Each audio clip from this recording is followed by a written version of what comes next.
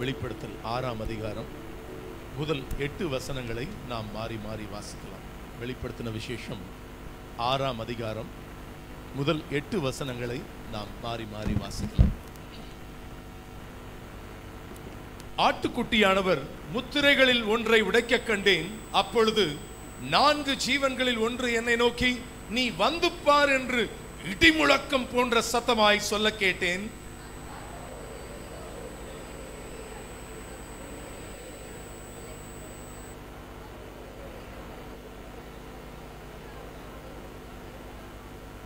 அவர் 2ஆம் முத்திரையை உடைத்த போது 2ஆம் ஜீவனானது, நீ வந்து பார் என்று சொல்ல கேட்டேன்.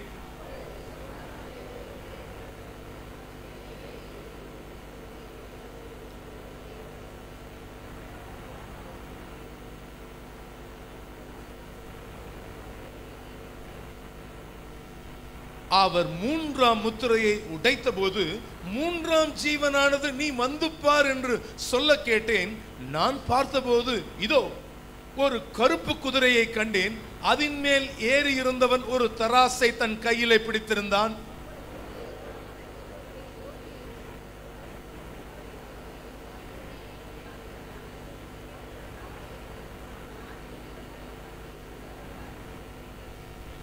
அவர் 4ஆம் முத்திரையை உடைத்த போது 4ஆம் ஜீவனானது, நீ வந்து பார் என்று சொல்லும் சத்தத்தை கேட்டேன்.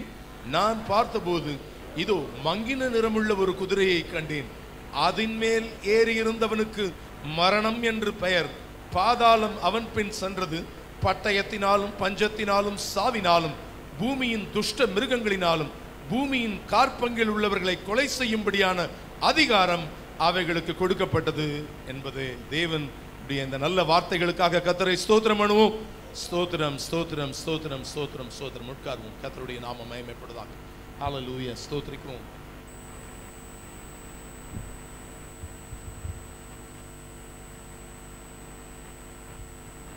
நிச்சயமாக இந்த வசனத்துக்குள்ளாக நாம் கடந்து போவதற்கு முன்பாக மற்றவர்கள் உங்களை திரும்பி பார்க்கும்படி ஒரு புதிய திட்டத்தை உங்களுக்கு என்று தேவன் இந்த மாதத்தில் கர்த்தர் வைத்திருக்கிறார். மற்றவங்களை திரும்பி பார்க்கும்படியான ஒரு புதிய திட்டத்தை கர்த்தர் வைத்திருக்கிறார். கொஞ்சம் கூட சோர்ந்து போகாதீங்க, பொறுத்திருங்கள். அவ்வளவுதான் ஆண்டவர் உங்களுக்கு சொல்லுகிற வார்த்தை. பொறுத்திருங்கள். இந்த 12வது மாதத்தில் உங்களுக்கு சொல்லப்பட்ட வார்த்தையின்படி இட்ஸ் a double effect. ஆண்டவர் இரட்டிப்பான ஆசீர்வாதத்தை, அதிசயங்களை கர்த்தர் உங்க குடும்பத்தில் காண செய்வார். விசுவாசிக்கிறவங்க கைகளை உயர்த்தி ஒரு அல்லேலூயா சொல்லுவோமா? ஆண்டவருடைய நாமம் மகிமைப்படுவதாக. 6ஆம் அதிகாரம் 6 முத்திரைகளை பற்றியதான ஒரு விளக்க உரை. இந்த பகுதியை நீங்க வாசித்து பார்க்கிற போது 6 முத்திரைகள் இந்த அதிகாரத்தில் உடைக்கப்படுகிறத நாம் பார்க்கும்போது பார்க்கிறோம். ஆனா நம்ம வாசிச்ச பகுதியோ எத்தனை முத்திரை வரைக்கும் வந்தோம்? 4 முத்திரை வரைக்கும் வந்தோம். ஆனா அது வரைக்கும் இன்னைக்கு டைம் தாங்கும்னா 4 முத்திரையை பார்ப்போம். இல்லை எந்த முத்திரை வரைக்கும் வருகிறோமோ அதோட ஸ்டாப் பண்றேன். கர்த்தருடைய நாமம் மகிமைப்படுவதாக. கர்த்தர் நல்லவர். இந்த நாளும் தொடர்ந்து நாம் அதுக்கு பிறகு நமக்கு கம்யூனியன் சர்வீஸுக்கு போன வாரத்தின்படியே சேர்ஸ் எல்லாம் வாலிபர்கள் பின்னாடி இருக்கக்கூடிய எல்டர்ஸ் அதை ஒதுக்கி போடுவாங்க. ஒதுக்கி போட்ட பிறகு நாம் வழக்கத்தின்படி நம்ம முழங்கால் படிடுவோம். பின்னாடி இருக்கக்கூடிய ஒரு 3 ரோஸ் இருக்கும். உங்களுக்காக பெரியவங்க உட்கார்றவங்க, நீங்கள் அங்கே பெரியவர்கள் வந்து முடியலை அப்படின்றவங்க அங்கே உட்கார்ந்து கொள்ளலாம். மற்றவங்க எல்லாம் நீங்கள் என்ன பண்ணலாம், உங்களுடைய ரோஸில் நீங்கள் முழங்கால் படிடலாம். உங்கள் கையில் மூப்பர்கள் பாஸ்டர்ஸ் வந்து அப்பமும் திராட்சை ரசமும் கொடுத்த பிறகு அதை கையில் வச்சுருங்க. ரெண்டுத்தையுமே கையில் வச்சுருங்க. எல்லாம் பாஸ்டர் லெனார்டனை அதை நடத்தி இதை இப்பொழுது உட்கொள்வோம் சொல்லும்போது எல்லாரும் உட்கொள்வோம். அதற்கு பிறகு எல்லாம் முடிஞ்ச பிறகு வாலிப பசங்க வந்து என்ன அந்த கப்ஸ் என்ன பண்ணிடுவாங்க, வாங்கிட்டு போவாங்க இந்த பக்கெட்ஸில். மற்றபடி நீங்கள் எடுத்த உடனே நம்ம கையில் வச்சுக்கோங்க. அதை மூப்பர்கள் கொடுக்கும்போது அவங்க சொல்லி கொடுப்பாங்க, இது உங்களுக்காக பிற்கப்படுகிற, இது என்னுடைய சரீரமாக இருக்கிறது, இது போல இது உங்களுக்காக சிந்தப்படுகிற என்னுடைய திரு ரத்தம் என்று இயேசு கிறிஸ்து சொன்னார். அதனால சொல்லி அவங்க கொடுப்பாங்க. நல்ல ஜெபத்தோடு இருங்க. தேவ ஆவியானவர் மாபெரும் காரியங்களை கர்த்தர் செய்வாராக. முத்திரையெல்லாம் உடைக்கப்பட போது சீக்கிரத்தில் சில காரியங்கள் சம்பவிக்க போகிறத இந்த உலகம் நமக்கு சொல்லி கொண்டிருக்குது. ஆனால் சடங்காச்சாரமாக இதில் பங்கு கொள்ளாதபடிக்கு என்ன பண்ணுவோம், எல்லாவற்றிலும் நாம் எல்லா காரியங்களில் நாம் சரிப்படுத்திக் கொள்ள கர்த்தர் கிருபை தருவாராக. இந்த வசனத்துக்குள்ளாக போவதற்கு முன்பாக மீண்டும் ஒரு காரியத்தை உங்களுக்கு சொல்கிறேன். லூக்கா எழுதின கிறிஸ்துவின் சுவிசேஷம் 21ஆம் அதிகாரம் 36வது வசனத்தை வாசித்து பாருங்கள். லூக்கா எழுதின கிறிஸ்துவின் சுவிசேஷம் 21ஆம் அதிகாரம் 36ஆம் வசனம். இனி சம்பவிக்க போகிற இவைகளுக்கெல்லாம் நீங்கள் தப்பி மனுஷகுமாரனுக்கு முன்பாக எண்ணப்படுவதற்கு, நிற்க பாத்திரவான்களாக எண்ணப்படுவதற்கு எப்பொழுதும் ஜெபம் எப்பொழுதும் என்ன பண்ணுங்க, ஜெபம் பண்ணி விழித்திருங்கள் என்றால் என்று சொல்லி அந்த பகுதியில் வாசிக்கிறோம். எனக்கு அருமையான தேவ ஜனமே, இனி சம்பவிக்க போகிற இவைகளுக்கு எல்லாம் என்ன பண்ணணும், நீங்களும் நானி தப்பி மனுஷகுமாரனுக்கு முன்பாக நிற்க பாத்திரவான்களாக எண்ணப்படுவதற்கு ஜெபம் பண்ணி, நீங்க எப்பொழுதும் ஜெபம் பண்ணி என்ன பண்ணுங்க, விழித்திருங்கள். பக்கத்துல ஒருவரை கைப்பிடிச்சு சொல்லுங்க பார்க்கலாம், எப்பொழுதும் ஜெபம் பண்ணி விழித்திருங்கள். சொல்லுங்க, எப்பொழுதும் சொல்லுங்க, எப்பொழுதும் ஜெபம் பண்ணி என்ன பண்ணணுமா, விழித்திருங்கள்னு சொல்லப்பட்டிருக்கிற காரியம் அது. ஆண்டவருடைய நாம மகிமைப்படுவதாக. எல்லா காரியங்களும் நாம் விழித்திராவிட்டால் அவருடைய வருகை எப்படிதான் இருக்கும், திருடன் வருகிற விதமா இருக்கும். எந்த நேரத்தில் எப்படி வேணா அடுத்த செகண்ட்ல சம்பவிச்சு முடிஞ்சு போயிடும். ஆனால் எல்லா காரியங்களும் நம்மை நாம் சீர்படுத்திக் கொள்ள கர்த்தர் கிருபை தருவாராக.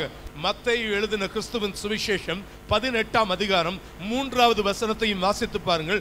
மத்தேயு 18:3. நீங்கள் மனம் திரும்பி பிள்ளைகளைப் போல்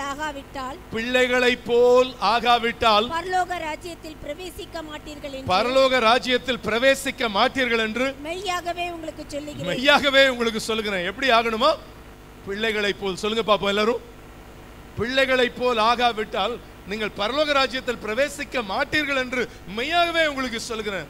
ஆண்டவருடைய நாம மகிமைப்படுவதாக. கம்யூனிஸ்ட் நாடுகளில் அந்த நாட்கள்ல, இந்த 17th century 17வது நூற்றாண்டுல கம்யூனிஸ்ட் நாடுகளில் ஒரு ஏழை தாய், அவங்களுக்கு ஒரு சிறிய மகன், நல்ல கிறிஸ்துவுக்குள்ள அந்த அம்மா இந்த கம்யூனிஸ்ட் நாட்டில் பிள்ளைய வழி நடத்துறாங்க.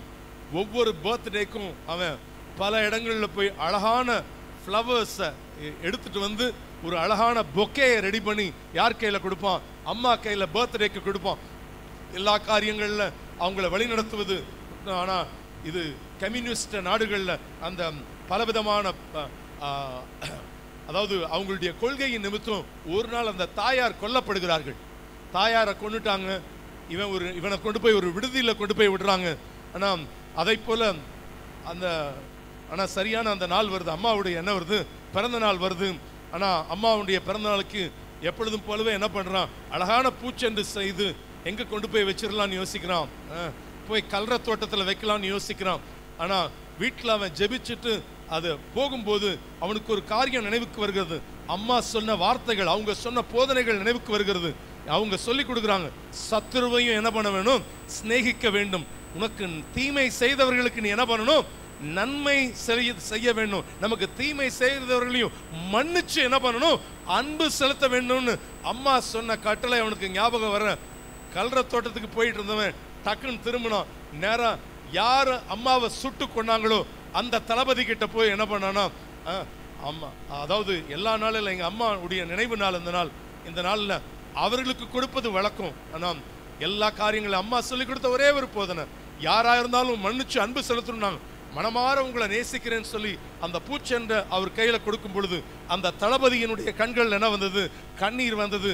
அவர்களுடைய வாழ்க்கையில ஒரு மாற்றம். அதனால தான் சொன்னேன், நீங்கள் மனம் திரும்பி யாரை போல் ஆகாவிட்டால், சத்தமா சொல்லுங்க, பிள்ளைகளை போல் ஆகாவிட்டால். அவன் அதுதான். மற்றவங்களா இருந்தாங்கன்னா ஒரு கை பார்த்துருவோன்னு யோசிப்பாங்க. ஆனா அதுதான் இங்க வார்த்தை சொல்லப்பட்டிருக்கு. அந்த பிள்ளைக்குள்ள என்ன வரல, அந்த கபடம், அந்த எண்ணம் வரல. எல்லாவற்றின் மத்தியில நானும் இன்னைக்கு கம்யூனியன் எடுத்துட்டு போயிடுறேன் அப்படி இல்லை. எல்லாவற்றிலும் எல்லாரையும் மன்னித்து, அதுதான் வேதவசனம் நமக்கு சுட்டி காட்டுகிற காரியம். அதுதான் எல்லாம் அழகா வந்திருக்கிறோம் ஒயிட் அண்ட் ஒயிட்ல. அதனால வெளிப்புறம் இது ஆக்சுவலி ஏன் இந்த ஒயிட் அண்ட் ஒயிட் வந்தது அப்படின்னு கலாச்சாரங்கள் இன்னைக்கு நிறைய பேர் அது கொள்கையா மாத்துறாங்க. பரலோகத்தில் ஒரு நாள் அப்படி இருக்க போறோம், சோ ஹாப்பி. ஆனா இங்க நடைமுறையில் ஆனா கொண்டு வந்தவர்கள் எதற்காக இப்படிப்பட்ட ஆடைகளை கொண்டு வந்தாங்க அப்படின்னு சொன்னா, பக்கத்துல உட்கார்ந்து இருக்கிறோம் ஒரு செல்வ சீமானா இருப்போம். அதே ஆலயத்துல அருகில உட்கார்ந்து இருக்கிறவங்க எப்படி இருப்பாங்க, ஒரு ஒருவேளை கஞ்சிக்கு கூட என்ன பண்ணிட்டு இருப்பாங்க, கஷ்டப்படுகிற குடும்பங்கள் இருப்பாங்க. இப்படிப்பட்ட எல்லாருமே ஒயிட் அண்ட் ஒயிட்ல வரும்போது என்ன நடக்கும்? அந்த இடத்துல பாரபட்சம் இல்லாம எல்லா நிலைகளிலும் அதை வெளிப்படுத்தும் வண்ணமா தான் இப்படிப்பட்ட வண்ணங்கள் வந்தது. ஆனா அதையே என்ன பண்ணிட்டாங்கன்னா, பல சர்ச்சஸ்ல அது ஒரு பேட்டர்னா கொண்டு வர ஆரம்பித்தாங்க. ஆண்டவருடைய நாம மகிமைப்படுவதாக. மாத்திரமல்ல, எனக்கு ஏன்னா வெளியில போற ஒயிட் மாத்திரம் ரொம்ப அழகா இருக்குது அப்படின்ட்டு நம்ம அதனால தான் வசனம் நமக்கு சுட்டி காட்டுகிற காரியம் என்ன, நீங்கள் எப்படி இருக்கிறீங்க, வெள்ளை அடிக்கப்பட்ட கல்லறைக்கு ஒப்பா இருக்கிறீங்க. வெளியில தான் ஏன் சூப்பரா இருக்குது, உள்ளுக்குள்ள எப்படி இருக்குது, எல்லாம் அசுத்தமா இருக்குது. அப்படிப்பட்ட நிலைகள்ல நம்முடைய வாழ்க்கை உள்ள எப்படி இருக்குது? பக்கத்துல கேளுங்க பார்க்கலாம், உள்ள நல்லா இருக்குதா, ஒயிட்டா இருக்குதான்னு கேளுங்க. நம்ம உள்ள வெயிட்டா இருக்கணும், வெளியில மாத்திரம் என்ன பண்ணது கூடாது, வெயிட் இருந்தா போதாது. என்ன பண்ணணும், வெளியில மாத்திரம் இல்ல, உள்ளேயும் எப்படி இருக்கணும், அது நமக்கு சுத்தமாய் காணப்பட வேண்டும். ஆண்டவருடைய நாம மகிமைப்படுவதாக. எல்லா நிலைகளில் தேவன் நம்மை ஆசீர்வதிப்பதற்கு அவர் போதுமானவராக இருக்கிறார். ஆண்டவருடைய நாம மகிமைப்படுவதாக. ஆண்டவரே, எல்லா காரியங்களிலும் உமக்கு பிரியமாக ஆண்டவரே நான் ஜீவிக்க, நான் வாழ எனக்கு கிருபையை கொடுங்கன்னு சொல்லும்போது தேவன் உங்களுக்கு எனக்கு கிருபையை தேவன் தந்தருள்வதற்கு அவர் போதுமானவராக இருக்கிறார். செய்வார் என்பதில் சந்தேகம் கிடையவே கிடையாது. நாளைக்கு திருந்திக்கலாம் யோசிச்சோன்னா ஒவ்வொரு காரியத்திலையும் என்னென்னமோ அலர்ட் வருதுங்க. ஏதோ அலர்ட்லையும் ஆண்டவர் உங்களையும் என்னையும் நேசிச்சு கொரோனாலாம் தாண்டி கொண்டு வந்து ஜீவனை கொடுத்து உட்கார வச்சிருக்கிறார்ல. ஆண்டவர் என்னை அவ்வளவு நேசிக்கிறார். இன்னும் நான் திருந்தணும், இன்னும் என் இருதயத்தை பார்வன மாதிரி என்ன பண்ணக்கூடாது, கடினப்படுத்தக்கூடாது. ஹல்லேலூயா, ஸ்தோத்திரிக்கிறோம். சாலேமின் ராஜா, சங்கையின் ராஜா, சுவாமி வாருமே, இந்த தாரணி மீதினில் ஆளுகை செய்திட சடுதை வாருமே. சாலேமின் ராஜா, சங்கையின் ராஜா, சுவாமி வாருமே, சீக்கிரம் வருவே என்றுரைத்து போன செல்வகுமாரனே, இந்த சீயோனின் மாதுகள் தேடி தீருகின்ற செய்தி கேளிரோ. சாலேமின் ராஜா, சங்கையின் ராஜா, சுவாமி வாருமே, எட்டி எட்டி உம்மை அண்ணாந்து பார்த்து கற்பூத்து போகுதே, நீ சுட்டி காட்டி போன வாக்கு தத்தம் நிறைவேறலாகுதே.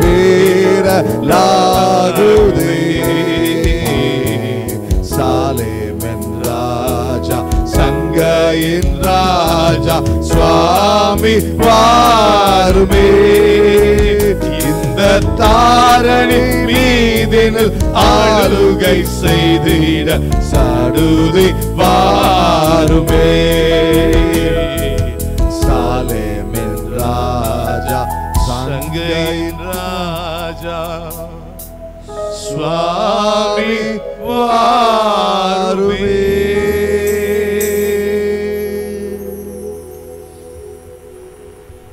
ஆட்டுக்குட்டியானவரால இந்த 6 முத்திரைகளும் உடைக்கப்படுகிறது. இந்த பகுதிகளில் வாசிக்கும் பொழுது வாசிக்கிறோம். இந்த 6வது அதிகாரத்தில் வாசிக்கும் பொழுது 6 முத்திரைகளும் உடைக்கப்படுகிறது. போன வாரங்களில், கடந்த வாரத்தில் அருமையான அண்ணன் சிட்னா ஆபிரகாம் அண்ணன் மூலமாக தேவனுடைய வார்த்தைகளை கேட்டோம். அதற்கு முந்தின வாரத்தில் நம்ம பார்க்கும்போது 5ஆம் அதிகாரத்தை நாம் என்ன பண்ணோம், தியானித்துக் கொண்டிருந்தோம். அதில் நம்ம பார்க்கும் பொழுது பிதாவாகிய தேவன் உட்கார்ந்து இருக்கிறார். யார் அவர் கையிலிருந்து அதை வாங்குறார்? அடிக்கப்பட்ட ஆட்டுக்குட்டியானவர் அவர் கையிலிருந்து எதை வாங்குறாரு? புஸ்தக சுருளை வாங்கினார். போன வாரத்தில் அதை சொல்லும்போது சொன்னோம், it's not like a book கிடையாது, இட்ஸ் அ ஸ்க்ரால். ஆங்கில வேதாகமத்தை வாசித்து பார்த்தீங்கன்னா புஸ்தக சுருள் என்று சொல்லப்பட்டிருக்கும். இப்படிப்பட்ட சுருள். ஆனால் இந்த சுருள் பார்த்தீங்கன்னா 7 முத்திரைகளால் என்ன பண்ணப்பட்டிருக்குது, முத்திரிக்கப்பட்டிருக்கிற அந்த புஸ்தகம். எல்லாவற்றின் மத்தியில் 7 முத்திரைகள். ஒவ்வொரு முத்திரையா யார் தான் உடைக்கிறதுக்கு அதிகாரம் இருக்குது? ஏன்னா அழுகிறார். முழு பரலோகத்தில் இருக்கக்கூடிய எல்லா தேவதூதர்கள் இருக்கிறாங்க, கேராபீன்கள், சேராபீன்கள், இன்னும் அந்த 24 மூப்பர்கள், 4 மிருக ஜீவன்கள் எல்லாம் பார்க்கத்தான் முடியும். ஆனா இதை உடைக்கிறதுக்கு ஒருவருக்குத்தான் அதிகாரம் இருக்குது. யாருக்கு? ஆட்டுக்குட்டியானவர். ஆனா சொல்லப்பட்ட சத்தமும் அங்கிருந்து வருது. ஒரு சத்தம் வருது. என்ன சத்தம் வந்துச்சு அப்படின்னு சொன்னா, ஒரு சத்தம் வருகிறது. என்ன சத்தம்? இங்க இதை உடைக்கிறதுக்கு யார் பாத்திரரா இருக்கிறாரு? அப்போ யூதா கோத்திரத்து சிங்கம் அப்படின்னு சொல்லப்பட்டிருக்குது. ஓ, யூதா கோத்திரத்து சிங்கமோ அவர் தான் திறக்க போறாருன்னு அப்படி டக்குன்னு திரும்பி பார்க்கிறாரு. திரும்பி பார்த்தா அங்க சிங்கம் இல்ல. யாரா காட்சி அளிக்கிறார்? அவர் அடிக்கப்பட்ட ஆட்டுக்குட்டி. அடிக்கப்பட்ட ஆட்டுக்குட்டி. அந்த வார்த்தையை வாசிங்க. அடிக்கப்பட்ட வண்ணமாயிருக்கிற, அடிக்கப்பட்ட என்ன சொல்லப்படுகிறது? வண்ணமாயிருக்கிற ஆட்டுக்குட்டி. இந்த உலகத்துல இயேசு கிறிஸ்து எவ்வளவு ஆண்டுகள் இருக்கிறாரு? எத்தனை ஆண்டுகள் இருந்தார்? 33 ஆண்டுகள் இருந்தார். இப்போ இங்க திடீர்னு இங்க இந்த உடைக்க ஆரம்பிக்கும் பொழுது, இந்த இடம் வரும் பொழுதே யார் வந்துடுறா, இந்த இடத்துல யார் வரா அப்படின்னு சொன்னா, இதெல்லாம் நம்ம எப்ப தியானிச்சுக்கிட்டு இருக்கிறோம் அப்படின்னா, முதல் அதிகாரம் மகிமையான இயேசு கிறிஸ்துவை நம்ம பார்க்கும் பொழுது பார்க்கிறோம். 2வது 3வது அதிகாரங்களை நீங்க வாசித்து பார்க்கிற பொழுது சபைகள், இன்னைக்கு இருக்கக்கூடிய எல்லா, அதாவது 7 சபைகள் மூலமாக பூரணமாய் இன்றைக்கு வரைக்கும் காணப்படுகிற எல்லா சபைகளையும் குறிக்கிறத நாம் தியானித்தோம். 4ஆம் அதிகாரத்துக்குள்ள வரும்போது இவைகளுக்கு பின்பு இயேசு கிறிஸ்துவனுடைய ரகசிய வருகை வந்துருச்சு. அதற்கு பிறகு நடக்கிற காரியங்கள், சிங்காசனத்தை பார்க்கிறோம், 24 மூப்பர்களை பார்க்கிறோம், 4 மிருக ஜீவன்களை பார்க்கிறோம். எல்லாம் என்ன பண்ணுது? அழகாக காட்சி அளிக்கிற அந்த காட்சி அமைப்பை பார்த்தோம். இப்போ நடக்கிற காரியம் என்ன? இனி முத்திரை. அவர் கைகளில் என்ன இருக்குது? அதாவது ஒரு ஸ்க்ரால், ஒரு பெரிய புஸ்தக சுருள் இருக்குது. அந்த சுருளை என்ன பண்ணணும்? இப்போ ஓபன் பண்ண வேண்டிய ஒரு சூழ்நிலையை நம்ம என்ன பண்ணுகிறோம்? அந்த பகுதிகளில் நாம் வாசிக்கும் பொழுது வாசிக்கிற காரியம் தான். நல்லா கவனிங்க. பார்த்து திரும்பி பார்த்தா யூதா கோத்திரத்தின் ராஜசிங்கமா பார்க்க வேண்டியவரை இப்போ திரும்பி பார்க்கிறான் யோவான். திரும்பி பார்க்கும்போது அப்போஸ்தலனாகிய யோவான் பார்த்தா யாரா காட்சி அளிக்கிறார்? அடிக்கப்பட்ட வண்ணமா இருக்கிற ஆட்டுக்குட்டி. மறுபடியும் உங்களுக்கும் எனக்கும் என்னவா காட்சி அளிக்கிறார்? அந்த இடத்துல அடிக்கப்பட்ட வண்ணமாய் எப்படி அவர் பிளக்கப்பட்டாரோ அந்த காட்சி அமைப்பை பார்க்கிறார். அப்படி அந்த ஆட்டுக்குட்டி என்ன பண்ணப்பட்டிருக்குது?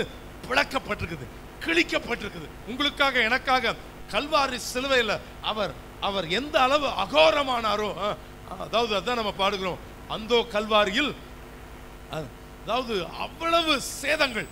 அந்த அடிக்கப்பட்ட வண்ணமாக இருக்கிற ஒரு காட்சியை பார்க்கிறார். என்ன நடக்கிற காரியம் என்ன? அங்க அவரோடு கூட அமர்ந்திருக்கிறோம். இங்கிருந்து நம்ம எல்லாருமே அங்க போயாச்சு. யாரெல்லாம் உண்மையா அவரை சேவித்தார்களோ அவங்கெல்லாம் யார் கூட இருக்கிறாங்க? அந்த கல்யாண விருந்தில் அவரோடு கூட இருக்கிறாங்க. அந்த 7 years என்ன நடக்கும் அப்படின்னா, இங்கே 33 ஆண்டுகள், அங்க இந்த காட்சி அமைப்புல அவரோடு கூட என்ன பண்ணுகிறோம்? எனக்காக அடிக்க அந்த விருந்தை என்ன பண்ணுகிறோம்? அவரோடு கூட உட்கார்ந்து என்ன பண்ணுகிறோம்? புசித்து கொண்டாடுகிறோம். அந்த 7 ஆண்டுகள் என்ன பண்ணுகிறோம்? இருக்க போறோம். எல்லாம் முடிஞ்ச பிறகு என்ன நடக்கும்?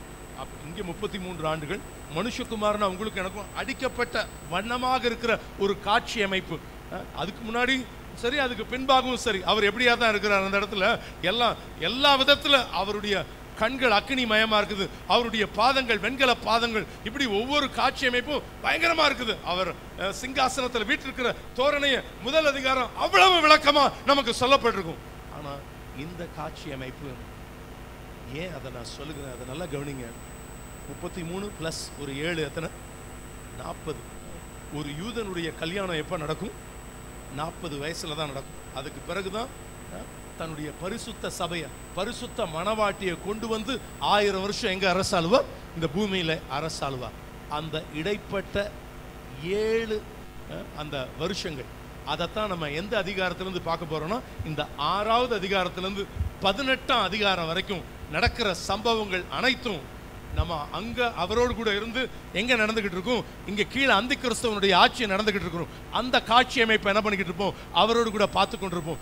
இது எல்லாம் அந்த 7 ஆண்டுகள்ல முடிஞ்சு அவர் என்ன பண்ணுவார், இந்த இடத்துல ராஜாதி ராஜாவாக அவர் என்ன பண்ணுவார், வந்து இறங்கும் பொழுது நாம் அவரோடு கூட என்ன பண்ணுவோம், அந்த நாட்களில் 1000 வருஷம் அரசாட்சி. அதுதான் அந்த காட்சி அமைப்போடு விளக்கப்பட்டிருக்கிற ஒரு காரியம். ஆண்டவருடைய நாம மகிமைப்படுவதாக. இதை நீங்கள் கொஞ்சம் விட்டீங்கனாலும் அதை நீங்கள் கவனிப்பதற்கு அது என்னவா இருக்காது சார். 13 அதிகாரங்கள் நமக்கு அந்த விளக்கத்தை நமக்கு கொடுக்கிற காரியம்.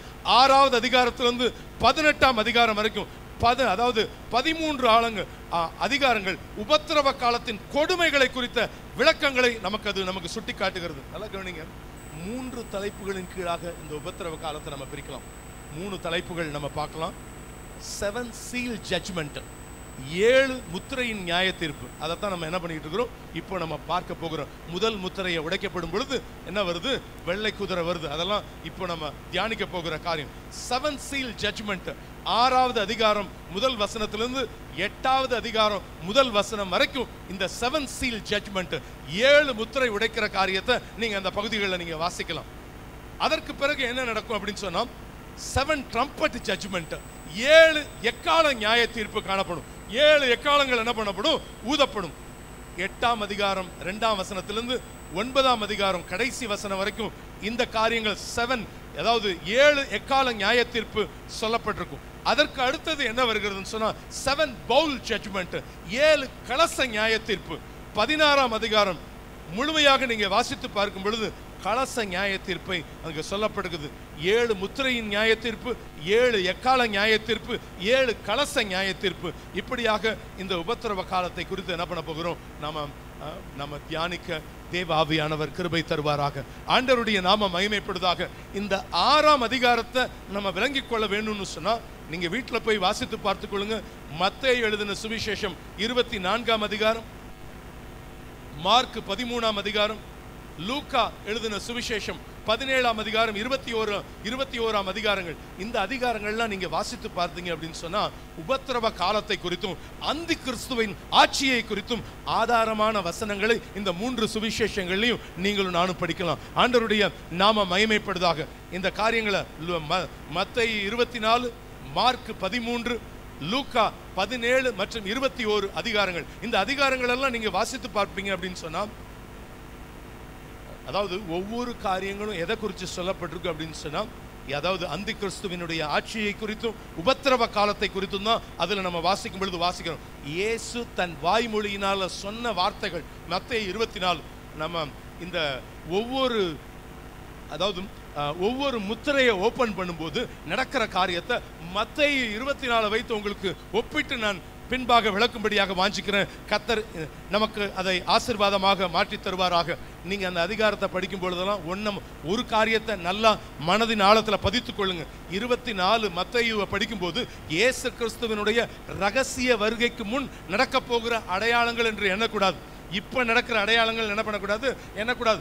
ரகசிய வருகைக்கு பின் நடக்க போகிற காரியங்கள் தான் மத்தேயு 24 முழுமையாக நமக்கு சொல்லப்பட்டிருக்கும். இயேசு கிறிஸ்துவினுடைய ரகசிய வருகையில் சபை எடுத்துக்கொள்ளப்பட்ட பிறகு அவர் மறுபடியுமாக அவர் பரிசுத்தவான்களோடு இந்த பூமியில வந்து மறுபடியும் அரசாள போகிறார். மறுபடியும் அந்த இடைப்பட்ட 7 வருஷ காலத்தில் நடக்கப்படும், அதாவது அந்த பகுதியில் காணப்படும் அந்த அடையாளங்களை தான் எந்த பகுதியில் பார்க்கிறோம், மத்தேயு 24 நம்ம பார்க்கிறோம். அந்த பகுதிகள்லாம் அந்த இடைப்பட்ட காலம். ஆண்டவருடைய நாம மகிமைப்படுதாக. நல்லா கவனிங்க. ஒரு நாள் அப்படி இங்க கவனிங்க பார்க்கலாம். ஒரு நிமிஷம் கவனிங்க. ரகசிய வருகையில திடீர்னு அது எப்ப வேணா என்ன பண்ணும், வரும். அந்த நாள்ல யார் எடுத்துக்கொள்ளப்படுவா, கிறிஸ்துவுக்குள்ள தங்களை வேரூன்றி கிறிஸ்துவுக்குள்ள பரிசுத்தமாய் வாழ்ந்த பரிசுத்தவான்கள் என்ன பண்ணப்படுவாங்க, எடுத்துக்கொள்ளப்படுவார்கள். அது 2 பேர் மாவரைத்து கொண்டிருப்பார்கள், 2 பேர் விளையாண்டு கொண்டிருப்பாங்க, 2 பேர் அலுவலகத்தில் வேலை செய்து கொண்டிருப்பாங்க, எல்லாம் நடந்துகிட்டு இருக்கும். ஆனா அதுல யாரெல்லாம் உண்மையா ஆண்டவரை பிடிச்சு கொண்டாங்களோ சபை நடந்து கொண்டிருக்கும். ஆனா திடீர்னு என்ன பண்ணுவாங்க, ஒரு கூட்டம் காணாம போயிடும்.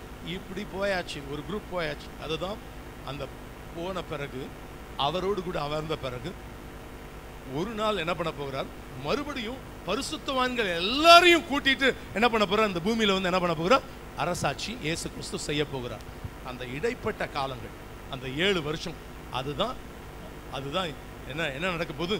மேல அவரோடு கூட என்ன பண்ணிட்டு இருப்போம், நீங்களும் நானும் பந்தியில உட்கார்ந்துருப்போம். ஆனா கீழே என்ன நடந்துகிட்டு இருக்கும்? யாருடைய ஆட்சி நடந்து கொண்டிருக்கும்? அந்தி கிறிஸ்துவனுடைய ஆட்சி நடந்து கொண்டிருக்கும். அப்போ அந்த காரியங்களை தான் என்ன பண்ண போகிறோம்? இந்த காரியங்கள் உங்களுக்கு அழகாக விளக்கமாக நமக்கு சொல்லப்பட்டிருக்கிற காரியமா தான். ஃபர்ஸ்ட் 3.5 ஆண்டுகள் உபத்திரவ காலமாக இருக்கும். அடுத்த 3.5 ஆண்டுகள் மகா உபத்திரவ காலமாக இந்த பூமியில் அது காணப்படும். அந்தி கிறிஸ்துவுக்கு என்று 7 ஆண்டுகளை தேவன் குறித்து வைத்திருக்கிறார். அந்தி கிறிஸ்துவனுடைய காலத்தை அதைத்தான் நம்ம 2ஆ பிரிக்கலாம். முதல் 3.5 ஆண்டுகள் உபத்திரவ காலம், அடுத்த 3.5 ஆண்டுகள் எப்படி இருக்கும்? அது மகா உபத்திரவ காலமாக நம்ம அந்த பகுதியில் பார்க்கும்பொழுது பார்க்கிறோம். ஆண்டவருடைய நாம மகிமைப்படுவதாக. எல்லா நிலைகளில் தேவன் உங்களை என்னையும் ஆசீர்வதிப்பதற்கு என் தேவன் அவர் போதுமானவராக இருக்கிறார். இப்பொழுது முதல் 2 வசனங்களை வாசிக்க கேட்கலாம். ஆட்டுக்குட்டியானவர் முத்திரைகளில் ஒன்றை உடைக்க கண்டேன். அப்பொழுது 4 ஜீவன்களில் ஒன்று என்னை நோக்கி, நீ வந்து பார் என்று இடிமுழக்கம் போன்ற சத்தமாய் சொல்ல கேட்டேன். நான் பார்த்தபோது இதோ ஒரு வெள்ளைக்குதிரையை கண்டேன். அதன் மேல் ஏறி இருந்தவன் வில்லை பிடித்திருந்தான். அவனுக்கு ஒரு கிரீடம் கொடுக்கப்பட்டது. அவன் ஜெயிக்கிறவனாகவும் ஜெயிப்பவனாகவும் புறப்பட்டான். நிறைய பேருக்கு என்ன எண்ணம் அப்படின்னு சொன்னா, வெள்ளை குதிரை அப்படின்னால யார் தான் இருப்பாங்க?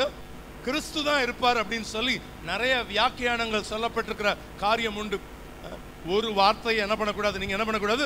கூட்டவும் கூடாது, குறைக்கவும் கூடாது. அந்த வசனத்தை நீங்க வாசித்து பார்ப்பீங்க அப்படின்னு சொன்னா அங்க ஒரு வார்த்தை நமக்கு சொல்லப்பட்டிருக்கிற காரியம் என்ன? 2வது வசனத்துல வாசிக்கும் பொழுது வாசிங்க. நான் பார்த்தபொழுது இதோ ஒரு வெள்ளை குதிரையை கண்டேன். ஒரு வெள்ளை குதிரையை கண்டேன். அதன் மேல் ஏறி இருந்தவன். அதுல கவனிங்க, அதன் மேல் ஏறி இருந்தவன். ஏறி இருந்தவன் அப்படின்னு அர்த்தம். ஏறி இருந்தவன் அப்படின்னா யார்? அவன் அந்தி கிறிஸ்துன்னு அர்த்தம். இதே காரியத்தை நீங்க 18ஆம் அதிகாரம் முடிஞ்சு 19க்குள்ள வரும்போது யார் வருவா அப்படின்னா, அதே வெள்ளை குதிரையில யார் காணப்படுவா அப்படின்னு சொன்னா ஆண்டவராகிய இயேசு கிறிஸ்து வருவார். அந்த இடத்துல எப்படி சொல்லப்பட்டிருக்குன்றதையும் நீங்க வாசிக்கிறதுக்காக ஒரு வசனத்தை வாசிங்க.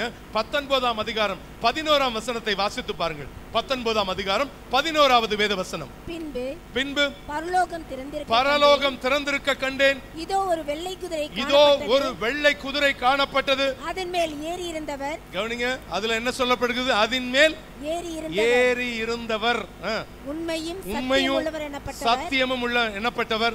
அவர் நீதியாய் நியாயம் தீர்த்து யுத்தம் பண்ணுகிறார். கைகளை உயர்த்தி சத்தமா ஒரு அல்லேலூயா சொல்லுங்க பாப்போம். நீங்க இதெல்லாம் கவனிக்கல அப்படின்னு சொன்னா அது நமக்கு புரிவதற்கு ஏதுவாக இருக்காது. ஆண்டவருடைய நாம மகிமைப்படுவதாக. அதையே இந்த இடத்துல ஏறி இருந்தவன் அவருக்கு என்ன நினைப்பு அப்படின்னா, நிறைய பேருக்கு நம்ம பழமொழி சொல்றது போல பல தடவை சொல்லிட்டோம். நினைப்பு என்ன பண்ணுதான்? கெடுக்குது. அவருக்கு என்னன்னா, யாரா நினைக்கிறான்? அந்தி கிறிஸ்து யாரா நினைக்கிறான்? தானே அவனை கிறிஸ்துவாகவே நினைக்கிறான். அதனால தான் அதே பேட்டர்ன்ல வருவான். எங்க பார்த்தாலும் அப்படியே ரிப்ளிகா. அத அங்க என்ன செய்யப்படுதோ அப்படியே என்ன பண்ணணும்? தானும் செய்யணும்னு என்ன பண்ணுவான்? அவன் நினைக்கிற காரியத்தை எல்லாம் அந்த பகுதி நமக்கு சுட்டி காட்டுகிற காரியம். அப்படி எங்கேயாவது உங்களுக்கு வார்த்தை இருக்குதா, வசனம் இருக்குதா? வாசித்து பாருங்கள். 2 தெசலோனிக்கேயர் 2ஆம் அதிகாரம் 4ஆம் வசனத்தை வாசித்து பாருங்கள். 2 தெசலோனிக்கேயர் 2ஆம் அதிகாரம் 4வது வேத வசனம். அவன் எப்படிப்பட்டவன் அந்த இடத்துல அழகாக சொல்லப்பட்டிருக்கும். அவன் எதிர்த்து நிற்கிறவனாகவும் தேவன் எண்ணப்படுவது எதுவோ ஆராதிக்கப்படுவது எதுவோ, நல்ல கவனிங்க, ஆராதிக்கப்படுவது எதுவோ அவை எல்லாவற்றிற்கும் மேலாக தன்னை உயர்த்துகிறவனாகவும் தேவனுடைய ஆலயத்தில் தேவன் போல் உட்கார்ந்து தன்னைத்தான் தேவன் என்று காண்பிக்கிறவனாயும் இருப்பான். இவனை பார்த்தா யாருமே என்னதான் யோசிப்பாங்க? ஐயோ, கிறிஸ்து வந்துட்டார் அப்படின்னு சொல்லுவாங்க. முழு உலகமும் அட்ராக்ட் ஆகும். அவன் யாரை போலவே இருப்பான்? அப்படியே தேவனை போலவே இருப்பான். அதனாலதான் முழு உலகமும் யாரை பார்த்து என்ன பண்ணும்னா, இவனை பார்த்து ஏமாந்து போகும். வருவதோ எந்த குதிரையில வருகிறான்? வெள்ளை குதிரையில வருகிறான். அவன் கையில இருக்கிறது எதை பிடிச்சு வச்சிருக்கிறான் அப்படின்னு சொன்னா, அவன் கைகளில் வைத்திருக்கிற காரியங்கள் என்னன்னு நீங்க அந்த பகுதிகளில் நமக்கு சொல்லப்பட்டிருக்கிற காரியம் என்ன? அவனுக்கு ஒரு கிரீடம் கொடுக்கப்பட்டது. அவன் கைகளில் எதை வச்சிருக்கிறான்னா, வில்லை பிடித்திருந்தான்னு வேதத்துல வாசிக்கிறோம். ஜெயிக்கிறவனாகவும் ஜெயிப்பனாகவும், தொட்டதெல்லாம் பொண்ணுன்னுவாங்கல்ல, அப்படித்தான் அந்தி கிறிஸ்துவனுடைய ஆரம்பம் அப்படிதான் இருக்கும். கையில எதை வச்சிருக்கிறான்? வில்ல வச்சிருக்கிறான். ஆனா என்ன கிடையாது? அம்பு இல்லை. அம்பு இல்லை அப்படின்னா என்ன அர்த்தம்னா, என்ன சொல்லுவான், போலியா சொல்றான் எல்லாத்துக்கும், சமாதானம் சமாதானம் சமாதானம், ஒரே ராஜ்யம் ஒரே தலைவன்ற பேனர் உருவாக்குவதற்காக. ஏன்னா இப்போ ஃபுல் அத்தாரிட்டி யார் கையில இருக்குது? இப்போ யார் கையில இருக்கு? அந்தி கிறிஸ்தவனுடைய கைகளில் இருக்கு. ஃபுல் அத்தாரிட்டி அவன் கையில வந்துருச்சு. ஏன் அப்படின்னு சொன்னா, பரிசுத்த ஆவியானவர் எங்க போயாச்சு? அங்க போயாச்சு. எல்லாரும் இந்த இடத்துல இதுவரைக்கும் தன்னால எல்லாத்தையுமே செஞ்சுக்கிட்டு இருக்கு, செய்ய முடியாதது எல்லாத்தையும் என்ன பண்ணுகிறான்? இந்த ஃபுல் அத்தாரிட்டியோட என்ன பண்ணுகிறான்னா அவன் செய்ய ஆரம்பிக்கிறான். ஏன்னா அவனுக்கு அவ்வளவு பவரும் அந்த டைம்ல தான் காணப்படும். இன்னைக்கு வந்துட்டான், அந்தி கிறிஸ்து வந்துட்டாங்க. அந்தி கிறிஸ்தவனுடைய ஆவிகள் இருக்குமே ஒழிய அந்தி கிறிஸ்து என்ன பண்ண முடியாது. அவன் எப்போ வெளிப்பட முடியும் அப்படின்னு சொன்னா, முழுமையான அதிகாரத்தோடு செயல்படுகிற காலகட்டம் எப்பன்னா அந்த 7 ஆண்டுகள். ஆண்டவருடைய நாம மகிமைப்படுவதாக. இந்த கச்சாத்தெல்லாம் முடியறதுக்குள்ள நீங்களும் நானும் எங்க போயிடணும்? அவரண்ட போயிடணும். ஆண்டவருடைய நாம மகிமைப்படுவதாக. எல்லா நிலைகளில் தேவன் நம்மை ஆசீர்வதிப்பதற்கு அவர் போதுமானவராக இருக்கிறார். செய்வார் என்பதில் என்ன கிடையாதுன்னா சந்தேகம் கிடையவே கிடையாது. ஹல்லேலூயா. இயேசு வருவார் மேகங்கள் நடுவே, தன்னோடு சேர்த்துக் கொள்வார், கூடவே வைத்துக் கொள்வார், என்ன கூடவே வைத்துக் கொள்வார். இயேசு வருவார், இயேசு வருவார் மேகங்கள் நடுவே, தன்னோடு சேர்த்துக் கொள்வார். கைகளை தட்டி. இயேசு வருவார் மேகங்கள் நடுவே, தன்னோடு சேர்த்துக் கொள்வார், கூடவே வைத்துக் கொள்வார், என்ன கூடவே வைத்துக் கொள்வார். தனனா தனனா தனனா தனனா தனனா தனனா கோரை தனனா தனனா தனனா தனனா தனனா தனனா உருமாற்றம் அடைந்து முகமுகமாக என்னேசரை காண்பே. சொல்லுங்க. உருமாற்றம் அடைந்து முகமுகமாக என்னேசரை காண்பே. சுட்டு தொட்டு பார்த்தே, இயேசுவை தொட்டு தொட்டு பார்த்து. தனனா தனனா தனனா தனனா தனனா தனனா கோரை தனனா தனனா தனனா தனனா தனனா தனனா பரலோகம்தான் என் பேச்சு, பரிசுத்தம்தான் என் மூச்சு. பரலோகம்தான் என் பேச்சு, பரிசுத்தம்தான் என் மூச்சு. கொஞ்ச காலம் இந்த பூமியிலே, கொஞ்ச காலம் இந்த பூமியிலே, இயேசுவுக்காய் சுவிசேஷத்துக்காய், இயேசுவுக்காய் சுவிசேஷத்துக்காய். தனனா தனனா தனனா தனனா தனனா தனனா ஓ தனனா தனனா தனனா தனனா தனனா. ஹல்லேலூயா.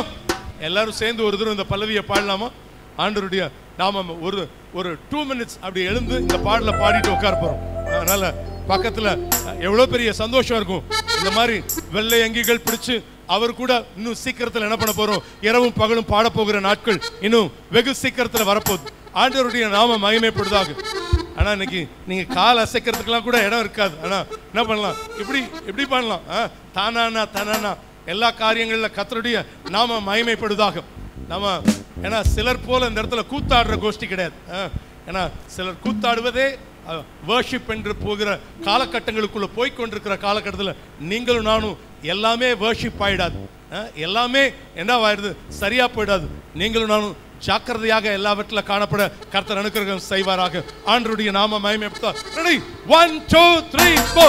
என்னேசு வருவா மேகங்கள் நடுவே, தன்னோடு சேர்த்துக் கொள்வா. சொல்லுவோம். என்னேசு வருவா மேகங்கள் நடுவே, தன்னோடு சேர்த்துக் கொள்வா, கூடவே வைத்துக் கொள்வா, என்னைய கூடவே வைத்துக் கொள்வா.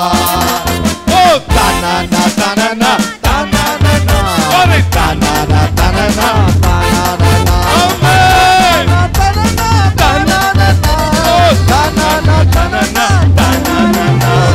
உருமாற்றம் அடைந்து முகமுகமாக என்னேசரை காண்பே. உருமாற்றம் அடைந்து முகமுகமாக என் நேசரை காண்பே. தொட்டு தொட்டு பார்ப்பே, இயேசுவை தொட்டு தொட்டு பார்ப்பே. ஓ தானா தானா தானா தானா தானா தானா தானா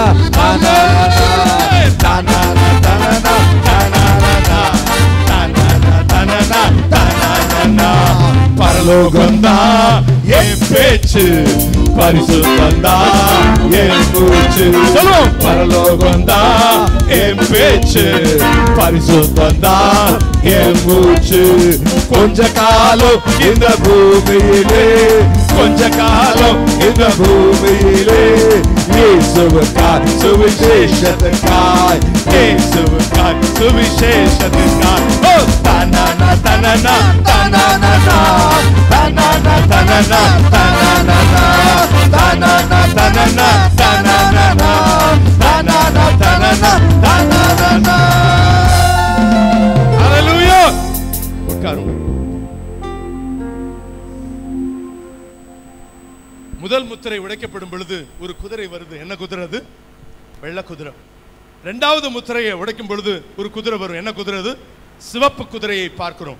மூன்றாவது முத்திரை உடைக்கப்படும் பொழுது கருப்பு குதிரை வருகிறது. நாலாவதுக்கு கலர்லெஸ், கலர் அங்க சொல்லப்படல, மங்கின நிறமுடைய ஒரு குதிரை. ஆனா அந்த குதிரைக்கு மாத்திரம் பெயர் கொடுக்கப்பட்டிருக்குது. என்ன பெயர் அதுக்கு? மரணம் என்று அந்த குதிரைக்கு பெயர் கொடுக்கப்பட்டிருக்குது. கர்த்தருடைய நாமம் மகிமைப்படுவதாக. எல்லாவற்றில வெள்ளை குதிரையின் மேல் ஏறி இருந்தவன் அந்தி கிறிஸ்து, சமாதானத்தின் ராஜாவாக வருகிறான். உலகம் முழுவதற்கும் சமாதானத்தை தருகிறேன் என்று சொல்லி அவன் ஒரு சர்வாதிகாரியாக என்ன பண்ணுவான்? அவன் மாறுகிறத இந்த பகுதி நமக்கு சுட்டி காட்டுகிற காரியம் தான். வெள்ளை குதிரையில் ஏறி இருக்கிறவன் கிறிஸ்து என்று சிலர் சொல்லுவதுண்டு. அது ஒரு தவறான விளக்கம். மறுபடியும் அதை நான் உங்களுக்கு சொல்லும்படியாக வாஞ்சிக்கிறேன். He always imitate Christ. அவன் எப்பொழுதுமே தன்னை யாராதான் காமிப்பான்? கிறிஸ்துவை போலவே காண்பிப்பான். அவனுடைய செய்கை எல்லாம் அப்படித்தான் இருக்கும். ஏன்னா அவன் எல்லாத்துக்கும் சமாதானம் சமாதானம்னு சொல்லுகிறத பார்த்துட்டு ஜனங்கள் எல்லாம் என்ன பண்ணுவாங்க? அப்படியே அதுல ஏமாந்து போகிற காரியங்களும் உண்டு. கர்த்தருடைய நாமம் மகிமைப்படுவதாக. இந்த பகுதி உண்மையிலேயே எல்லாவற்றின் மத்தியில நீங்களும் நானும் ஜாக்கிரதையாக இருக்கும்படியாக கர்த்தர் உங்களுக்கு எனக்கு விளக்கத்தை சொல்லுகிற காரியம் தான். உலகத்தாரை ஏமாற்றுகிற ஒரு வெள்ளை குதிரை என்பதை நான் மறந்து போய்விட வேண்டாம். ஆனால் சமாதானம் சமாதானம் என்று போலியாக சொல்லிக்கொண்டு தந்திரமாக என்ன பண்ணுவானா ஜனங்கள் மத்தியில அவன் வருகிற காரியமாக அது நாம் பார்க்கும் பொழுது பார்க்கிறோம். நீங்க இந்த காரியத்தை இயேசு கிறிஸ்து கூட சீஷர்கள் விளக்கம் கேட்கிறாங்க. மத்தேயு 24 வாசிச்சு பார்த்தீங்கன்னா 3, 4, 5 வசனங்களை நாம் வாசிக்க கேட்கலாம். மத்தேயு எழுதின சுவிசேஷம் 24ஆம் அதிகாரம் 3, 4, 5 வசனங்கள். பின்பு அவர் ஒலிவமலையின் மேல் உட்கார்ந்திருக்கையில் சீஷர்கள் அவரிடத்தில் தனித்து வந்து, இவைகள் எப்பொழுது சம்பவிக்கும்? உம்முடைய வருகைக்கும் உலகத்தின் முடிவுக்கும் உலகத்தின் முடிவுக்கும் அடையாளம் என்ன எங்களுக்கு சொல்ல வேண்டும் என்றார்கள். இயேசு அவர்களுக்கு பிரதியுத்தரமாக, ஒருவனும் உங்களை வஞ்சியாதபடிக்கு எச்சரிக்கையாயிருங்கள். ஏனெனில் அநேகர் வந்து என் நாமத்தை தரித்துக் கொண்டு நானே கிறிஸ்து என்று சொல்லி அநேகரை வஞ்சிப்பார்கள். அநேகரை என்ன பண்ணுவாங்க? வஞ்சிப்பார்கள். நானே கிறிஸ்து என்ன பண்ணுவாங்க சொல்லி அநேகரை என்ன பண்ணுவாங்க? வஞ்சிப்பார்கள் என்று சொல்லி அந்த பகுதியில் வாசிக்கும் பொழுது வாசிக்கிற காரியமா தான். ஆண்டவருடைய நாம மகிமைப்படுவதாக. இது அந்தி கிறிஸ்துவை காட்டுகிற ஒன்று. உலகத்தை ஆள ஒருவன் வர வேண்டும், ஒரே ராஜ்யம் வேண்டும். அந்தி கிறிஸ்து முதலாவது யாரை என்ன பண்ணுவான்? தந்திரமாக வஞ்சிப்பான் என்று சொல்லி நம்ம பார்க்கும் பொழுது யூதர்களை தான் என்ன பண்ணுவான்? வஞ்சிப்பான். எல்லாவற்றின் மத்தியில யாருக்கு இன்னைக்கு எல்லா காரியங்களின் மத்தியில அவன் யார் ஃபர்ஸ்ட் டார்கெட் அவனுக்கு யாரா இருக்கும் அப்படின்னு சொன்னா யூதர்களை தான் அவன் டார்கெட் பண்ணுவான். ஏன் யூதர்களை அவன் தந்திரமாக வஞ்சிக்கிறான்னு சொன்னா, உலகத்தின் ஞானிகள் 90 அதாவது உலகத்தில் ஞானிகள் அப்படின்னு சொன்னாலே 90% யார் தான்? அது ஜூவிஷ் இஸ்ரேலைட்ஸ் தான். ஏன்னா அமெரிக்காவினுடைய ஃபைனான்ஸ் எல்லாத்தையும் இவங்க தான் எல்லாத்தையுமே ஹேண்டில் பண்ற, எல்லாத்தையும் தங்கள் கைகளில் வைத்திருக்கிறார்கள். டெக்னாலஜி, நெட்வொர்க் எல்லாத்தையும் தங்கள் கைகளில் வைத்திருக்கிறது யார் தான்? Jewish people. இன்றைக்கு இஸ்ரவேலில் இருக்கக்கூடிய யூதர்களை பார்க்கணும், வெளியில் இருக்கிற யூதர்கள் தான் என்னவா இருக்கிறாங்கன்னா அதிகமாக காணப்படுகிறார்கள். நாம் 1948ஆம் ஆண்டு இஸ்ரவேல் தேசம் சுதந்திரம் அடைந்த பிறகு ஆனா 63ல ஒரு வார் நடக்குது. ஆனா பலவற்றின் மத்தியில எல்லாவற்றிலும் ஜெயிச்சு வராங்க. நாட்கள் ஆக ஆக கொஞ்சம் ஒரு லூசன் பாலஸ்டைன்ஸ் என்ன பண்ண ஆரம்பிச்சாங்க, அவர்களுடைய ஆதிக்கம் எங்க வர ஆரம்பிச்சது, இஸ்ரேலைட்ஸ்குள்ள அதிகமா வர ஆரம்பித்தோன்னு இதை நம்ம முழுமையா விளக்குவேன்னு சொன்னா இன்னைக்கு இந்த ஒரு குதிரை கூட முடிக்க முடியாது. அட்லீஸ்ட் நம்ம ஒரு குதிரையை இன்னைக்கு முடிக்க பிரயாசப்படுவோம். இஸ்ரவேலர்கள் ஏன்னா அவங்களுடைய ஆதிக்கம் தங்களுடைய தேசத்துக்குள்ள அதிகமா வந்ததுனால அவங்களால யுத்தம் பண்ண முடியவில்லை. பல விதத்திலும் அவர்கள் பலவீனப்பட்டு போனார்கள். இஸ்ரவேலருக்கு ரகசிய எதிரிகள் பல நாடுகள் கூடயே இருந்து என்ன பண்ணுவாங்க, குளிய பறிக்கான்னு சொல்ற மாதிரி பலவிதமான நாடுகள் இன்னைக்கு செயல்பட்டு கொண்டிருக்கிற காலகட்டங்களில் அந்தி கிறிஸ்து சொல்லுவான். ஆனா இப்படிப்பட்ட சூழ்நிலைகளில் அவங்களுக்கு எல்லாமே 1 by 1 நடந்துருச்சு. தேசம் சிதறி கிடந்த தேசம் மறுபடியும் என்ன பண்ணியாச்சு, வந்து சேர்ந்தாச்சு. 13 நாடுகள் சுத்தி நின்று அடிக்கும் பொழுதும் அவங்கள ஜெயிச்சு என்ன பண்ணாங்க, அவங்க அந்த யுத்தத்திலையும் வெற்றி பெற்றாங்க. எல்லாம் நடந்துச்சு. இன்னும் ஒரு காரியம் நடக்கல. அதுக்காகத்தான் என்ன பண்ணிக்கிட்டே இருக்கிறாங்க, முழு உலகமும் காத்து கொண்டிருக்கிற ஒரு காட்சி. என்ன காட்சி அப்படின்னு சொன்னா ஒரே ஒரு காரியம் என்னன்னா, சீக்கிரத்தில் எது கட்டப்படணும், தேவாலயம் அங்கு கட்டப்பட வேண்டும். தேவாலயம் கட்டுவதற்கு என்ன பண்ணுவேன்னு சொல்லுவான், நான் உதவி செய்யறேன்னு சொல்லுவான். யாரு, இந்த அந்தி கிறிஸ்து. அவன் சொல்லுவான், நான் இதை கட்டி கொடுக்கிறேன். அந்தி கிறிஸ்துவனுடைய ஆட்சியில முதல் 3.5 ஆண்டுகள்ல எருசலேமில் அதாவது அந்தி கிறிஸ்துவனுடைய உதவியோடு கூட இந்த தேவாலயத்தை அவர்கள் கட்டுவார்கள். எல்லா காரியங்கள்ல இப்பொழுது இன்னைக்கு அந்த இடத்துல என்னங்க இருக்குது அப்படின்னு சொன்னா, நம்ம சபையிலையும் சரி அநேகர் என்ன பண்ணணும், நாங்க அந்த இடத்துக்கு போய் பார்க்க கர்த்தர் கிருபை கொடுத்தார். அந்த இடத்துல இன்னைக்கு அங்க என்ன காணப்படுதுன்னா, சாலமோன் கட்டின தேவாலயத்தின் அதே இடத்துல அல் அலாஸ்கா என்று சொல்லப்படுகிற ஒரு மசூதி காணப்படுகிறது. அந்த மசூதிக்கு பக்கத்துல இன்னொன்று டூம் ஆஃப் த ராக் என்று சொல்லப்படுகிற ஒரு பெரிய மசூதி காணப்படுகிறது. அவர்கள் சொல்லுவார்கள், என்ன சொல்லுவாங்க அப்படின்னா, குரான் இப்படிதான் சொல்லப்பட்டிருக்குது. ஈசாக்க மோரியா மலையில என்ன பண்ணல, அவங்க என்ன பண்ணலன்னா பலியிடல. அது எல்லாம் கட்டுக்கதைங்க. ஐசக்க பலியிட்டது என்ன கதை, அது கட்டுக்கதை. ஆனா இஸ்மவேலத்தான் என்ன பண்ணாங்க, மோரியா மலையில கொண்டு போனாங்கன்னு சொல்லி இன்னைக்கு அந்த இடத்துல தான் என்ன இருக்குது, டூம் ஆஃப் த ராக். அந்த இடத்துல இதை நாங்க என்ன பண்ண மாட்டோம், உங்களுக்கு கொடுக்கவே மாட்டோம்னு சொல்லி இன்னைக்கு வரைக்கும் போராட்டம் நடந்து கொண்டே இருக்குது. ஒரே நாள்ல கட்டி முடிக்கிறதுக்கு ஏதுவான எல்லா வசதிகள், அவ்வளவு காரியத்தையும் ஜூவிஷ் பீப்புள் வச்சிருந்தாலும் என்ன பண்ண முடியல, செய்ய முடியல. ஆனா யார் இதை செய்து கொடுப்பா, ஆன்டி கிரைஸ்ட், அந்தி கிறிஸ்து என்ன பண்ணுவானா, அவன் அப்பதான் யோசிப்பாங்க, ராஜாதி ராஜாவே வந்துட்டார்னு. அவனுடைய சுய ரூபம் எப்ப தெரியும் அப்படின்னு சொன்னா, அந்த 3.5 ஆண்டுகள் உபத்திரவ காலம் முடிஞ்சு அடுத்த 3.5 ஆண்டு ஆரம்பிக்கிறதுல அப்போ எது புறப்பட ஆரம்பிக்கும்னா, அடுத்த குதிரை, சிவப்பு குதிரை புறப்பட ஆரம்பிக்கும். ஏன்னா வருகிற நாட்கள்ல நான் உங்களை அதோடு கூட நான் உங்களுக்கு சொல்லும்படியா வாஞ்சிக்கிறேன். இஸ்மவேல் தான் பலி செலுத்தப்பட்டான் அங்க, அது எங்களுக்குரிய இடம், நாங்க கொடுக்க மாட்டோம். மாத்திரமல்ல, குர்ஆன் இன்னொரு காரியத்தை சொல்லுது. பரலோகத்துக்கு போகும்போது, அதாவது மெக்காவிலிருந்து முகமது நபி வெள்ளை குதிரையில வந்து டூம் ஆஃப் த ராக் மசூதியில இறங்கி அதிலிருந்து தான் அவர் பரலோகத்துக்கு எடுத்துக்கொள்ளப்பட்டார். ஆகவே இது எங்களுக்கு என்ன ஸ்தலம், இது புண்ணிய ஸ்தலம்னு அவங்க சொல்லி கொண்டிருக்கிறாங்க. அதுதான் அதனால நாங்க அதை இடிக்க விட மாட்டோம். இன்னைக்கு வரைக்கும் போராட்டம் நடந்து கொண்டிருக்கு. அந்தி கிறிஸ்துவனுடைய ஆட்சியில யூதரை தன் கைவசம் ஆக்கி உலகம் முழுவதையும் என்ன பண்ணுவானா, அவன் சர்வாதிகாரியாக மாறுவான். இதுவே அவனுடைய தந்திரம், அதுதான் அவனுடைய தந்திரம். எல்லாம் அந்த இடத்துல இன்னைக்கு என்ன இருக்குது, அந்த காரியம் காணப்பட்டு கொண்டிருக்குது. நம்முடைய தேசத்துல கூட ஒரு காலத்துல ஒரு அருமையான ஒரு ஒரு மசூதி இருந்துச்சு. ஆனா இன்னைக்கு அது இடிக்கப்பட்டு இன்னைக்கு என்னவா, அதை நாங்க என்ன பண்ணணும், அதை பெரிய கோவில் கட்டுவோம்னு இன்னைக்கு அதெல்லாம் இடிச்சு உடைச்ச சரித்திரம்லாம் நமக்கு நல்லா தெரியும். அந்த விளக்கத்துக்குள்ளாக நான் போகல. இப்படிப்பட்ட காரியங்கள் எல்லாவற்றின் மத்தியில நம்மை நாம் ஆராய்ந்து பார்ப்போம். கர்த்தராகிய இயேசு கிறிஸ்துவினுடைய ஸ்தானத்தை யார் அபகரிக்கிறார்களோ அவர்கள் தான் அந்தி கிறிஸ்து. வெள்ளை குதிரையில் ஏறி இருந்தவன் கொண்டு வரும் சமாதானம் போலியானதாக, தற்காலிகமானதாக காணப்படும். ஏனென்றால் அடுத்து யுத்தத்தை ஏற்படுத்துகிற ஏதாவது சிவப்பு குதிரை என்ன பண்ண போகுதுன்னா வரப்போகிறது. வெகு சீக்கிரத்தில் என்ன பண்ண போகுதுன்னா அது வரப்போகிற காரியம். ஆண்டவருடைய நாமம் மகிமைப்படுவதாக. நீங்களும் நானும் ஜாக்கிரதையாக இருப்பது மிகுந்த அவசியம். பிரியமானவர்களை, எல்லாவற்றின் மத்தியில் நம்ம ஆயத்தப்படணும். அநேகரை என்ன பண்ணணும், ஆயத்தப்படுத்தணும். ரெண்டாவது, இந்த சிவப்பு குதிரை மற்ற 3 குதிரைகள் இன்னும், ஏன்னா நம்ம அது வரைக்கும் வாசிச்சோம், அதெல்லாம் நம்ம இப்போ நம்ம தியானிப்பதற்கு டைம் இல்லை. ஆனால் வருகிற நாட்கள்ல அதை தியானிக்க கர்த்தர் கிருபை தருவாராக. ஏன்னா இந்த சத்தியத்தை நாம் அறிந்து கொள்ளணும். இயேசு உங்களுக்கு சமாதானம் தருகிறார், இயேசு உங்களுக்கு விடுதலை தருகிறார். அதுதான் சத்தியம். அது வெளியில இருக்கிறவங்க எல்லாம் எங்க வரணும்? சபைக்குள்ள வரணும். சபைக்குள்ள வந்தோன்னு சபை வசனத்தால மெருகூட்டப்பட வேண்டும். ஆண்டவருடைய நாம மகிமைப்படுதாக. எல்லாவற்றின் போலியான சத்தியங்கள், ரட்சிக்கப்பட்டா போச்சு, முடிஞ்சு போச்சு, உங்களுக்கு ஒரு ஹாட் சீட் போட்டு வச்சிருக்கிறான்னு சொல்லுகிற நிறைய சபைகள் இருக்குது. நிறைய கள்ள தீர்க்கதரிசிகள், நிறைய விதமான அதாவது போலி திருச்சபைகள் இந்த காலகட்டங்களில் எழும்பிக் கொண்டிருக்கிற காலகட்டங்களில் நீங்களும் நானும் ஜாக்கிரதையாக இருக்க வேண்டியது மிகுந்த அவசியம். பிரியமானவர்களே, ஆண்டவருடைய நாம மகிமைப்படுதாக. மிகுந்த எல்லாவற்றின் மத்தியில் ஒவ்வொரு நாளையும் இது எனக்கு உகந்த நாள், நான் என்ன செய்கிறேன், நான் என்ன செய்துகிட்டு இருக்கிறேன், நம்மை நாம் ஆராய்ந்து பார்ப்போம். ஒரு உதாரணத்தை சொல்லி நான் முடிக்கிறேன். டைட்டானிக் கப்பல், அது மூழ்கிய சரித்திரம் எல்லாருக்குமே தெரியும். ஆனால் அதனுடைய அருகில் 3 கப்பல்கள் இருந்தன.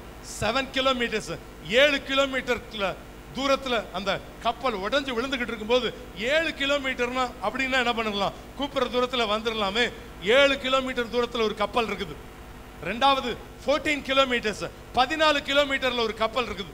மூன்றாவது கப்பல் 58 கிலோமீட்டர் தூரத்தில் என்ன இருக்குது? ஒரு கப்பல் காணப்படுகிறது. இந்த 3 கப்பல், ஏன்னா 3 பேரும் பக்கத்துல இருக்காங்க. ஏன்னா ஒருவேளை நிறைய பேர் பார்த்துருப்பீங்க அந்த அந்த காட்சி. அதாவது அதுல நடக்கிற காரியம் என்னன்னா, அதுல இந்த சர்க்கஸ்லாம் லைட்ஸ் இருக்கும்ல, அந்த மாதிரி என்ன இருக்கும்?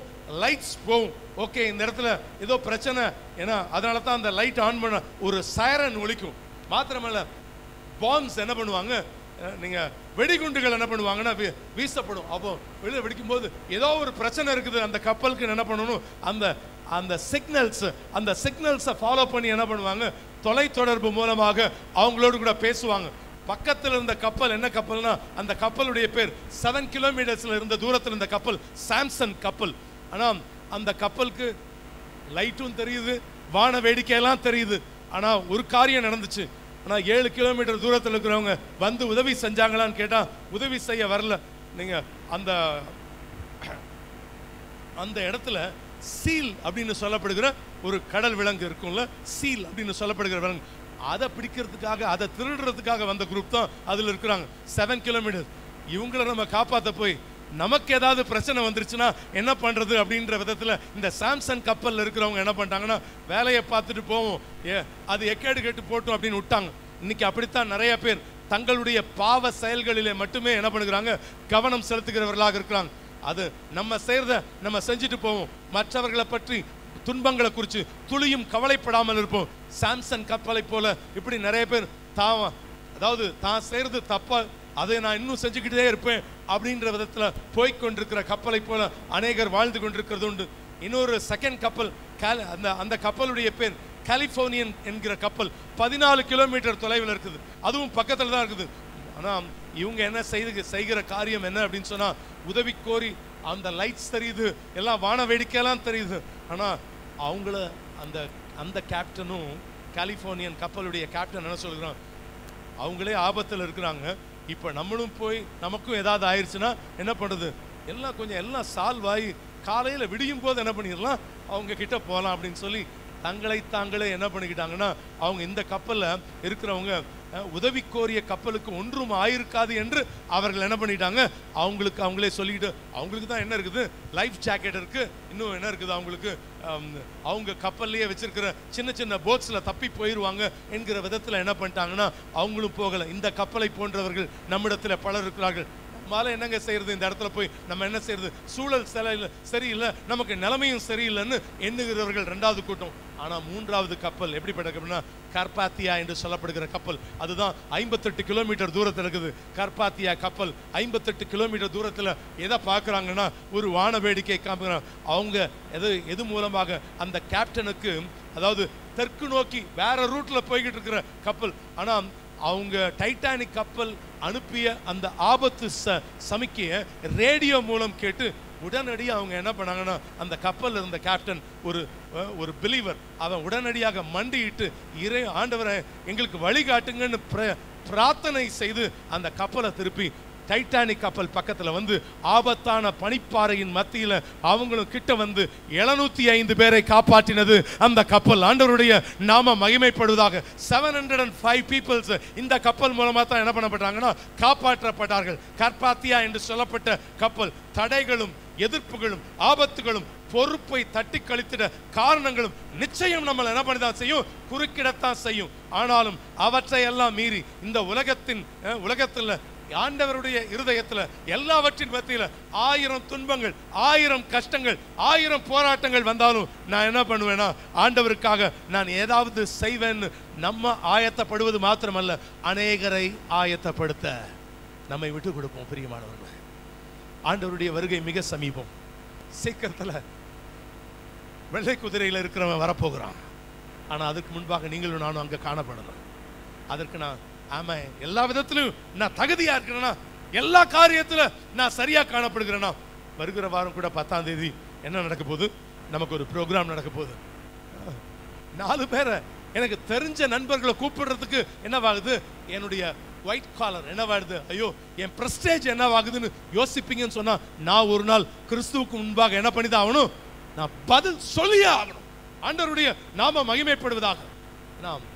நம்ம அதாவது ஆலயத்துக்கு வாங்கன்னா எப்படிங்க, என் பிள்ளை டான்ஸ் ஆடுது, இன்னைக்கு கிறிஸ்மஸ் கொண்டாட்டம், இட்ஸ் அ பார்ட்டி சொல்லி கூட்டிட்டு வாங்க அப்படி நீங்க என்ன பண்ணணும், வஞ்சனையாக அழைத்து என்ன பண்ணுவோம், உள்ள கொண்டு வருவோம். ஆனா அங்க பிள்ளைங்க நடிக்கிற ஒரு சின்ன காட்சி அந்த பிள்ளை அவர்களுடைய வாழ்க்கையை மாத்திருங்க. கர்த்தருடைய நாம மகிமைப்படுவதாக. அந்த குட்டி பசங்க போன தடவை இந்த இடத்துல வரும்பொழுது நம்மளுடைய எம்எல்ஏ எல்லாம் கண்ணில் கொட்டுது தண்ணி. எத்தனை பேர் அந்த இடத்துல முன்னாடி உட்காந்து அந்த காட்சியை பார்த்தீங்கன்னு தெரியாது. நம்ம பிஷப் பக்கத்தில் தான் உட்காந்து ஊத்துது. இன்னைக்கு நம்ம சொல்ல அவர் எங்கெல்லாம் போறாரோ, இங்கே ஒருத்தங்க நடிச்சாங்க அப்படி, ஆனால் நான் இப்படி வாழ்க்கையில பார்த்ததே இல்லைன்னு சொல்லி என்ன பண்ணிக்கிட்டு இருந்தாரு, அழுது கொண்டு இருக்கிறாங்க. இன்னைக்கு வாழ்க்கையை மாற்றும். இன்னைக்கு ஏதோ ஒரு காரியம் என்ன பண்ணணும், அவங்க வாழ்க்கையை மாற்றும். இதுதான் அனுக்கிரக காலம், இதுவே ரட்சணிய நாள். நீங்கள் நானும் எல்லா விதத்திலையும் சரியாக செயல்படுவதற்கு கர்த்தர் உங்களுக்கு எனக்கும் ஒரு தருணத்தை கொடுத்திருக்கிறார். நீங்கள் நானும் சரியாக இருக்கும் பொழுது தேவன் உங்களை என்னையும் ஆசீர்வதிப்பதற்கு அவர் போதுமானவராக இருக்கிறார், செய்வார் என்பதில் சந்தேகம் கிடையவே கிடையாது. ஆண்டவருடைய நாம மகிமைப்படுவதாக. ஹல்லேலூயா, ஸ்தோத்திரிக்கிறோம். Let we all stand together. ஒரு நிமிஷம் அப்படியே எல்லாரும் எழும்பி நிற்கலாமா? ஹல்லேலூயா, ஸ்தோத்திரிக்கிறோம் தகப்பனே. Thank you Lord. நாங்கள் உம்மை துதிக்கிறோம் தகப்பனே. ஹல்லேலூயா, ஹல்லேலூயா, ஸ்தோத்திரம் தகப்பனே. Thank you Lord. ஹல்லேலூயா, ஹல்லேலூயா, ஸ்தோத்திரம், ஸ்தோத்திரம் தகப்பனே. நாங்கள் உம்மை ஸ்தோத்திரிக்கிறோம் தகப்பனே. Thank you Lord. நாங்கள் உம்மை துதிக்கிறோம். சீயோனே